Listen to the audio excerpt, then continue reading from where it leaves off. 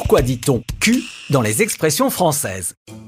Nous avions déjà évoqué le mot fesses dans un épisode précédent.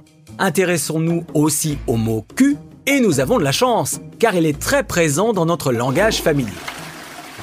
Avoir de la chance, qui se dit aussi avoir du cul, depuis les années 60, et qui est une déclinaison d'avoir du bol ou avoir du pot, car les mots bol et pot désignent aussi en argot notre postérieur.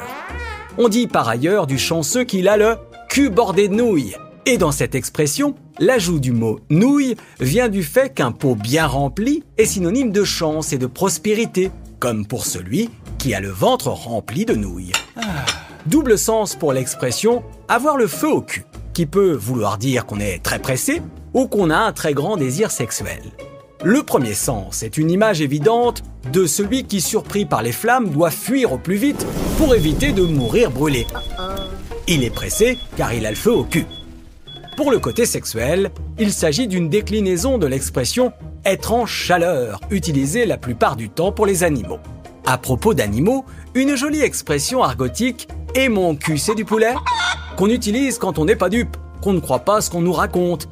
D'ailleurs, ne croyez pas ceux qui vous disent que cette expression vient du breton « mad ketchiapoulen » qui voudrait soi-disant dire « demain il fera beau », c'est une pure invention. Ceux qui ont inventé ça mériteraient un coup de pied au cul. Aïe. Ou alors de se faire botter le cul. Ah ça va, j'ai compris. Pas besoin d'explication, sauf si vous avez la tête dans le cul.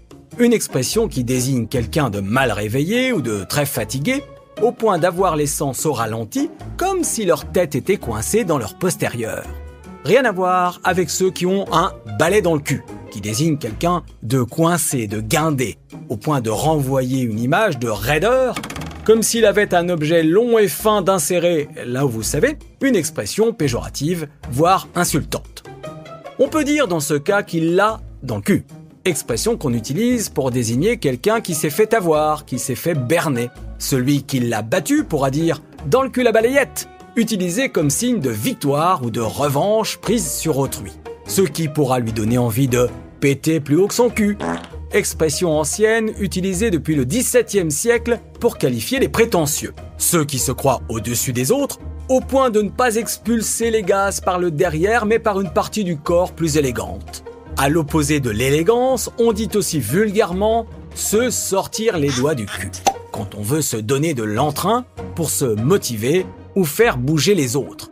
Ceux qui ne savent pas choisir, on dit qu'ils ont le cul entre deux chaises, car cela évoque l'inconfort que l'on peut ressentir quand on s'assoit entre deux chaises.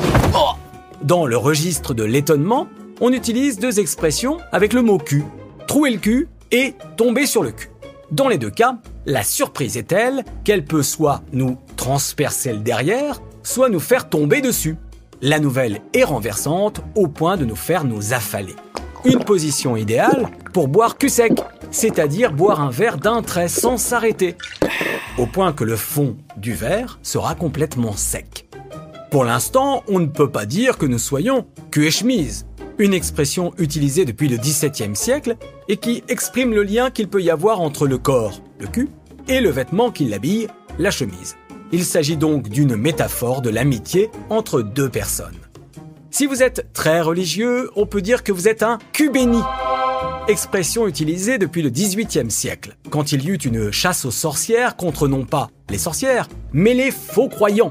Ces cul bénis ont donc l'habitude d'user leur postérieur sur les bancs des églises et de demander leur bénédiction.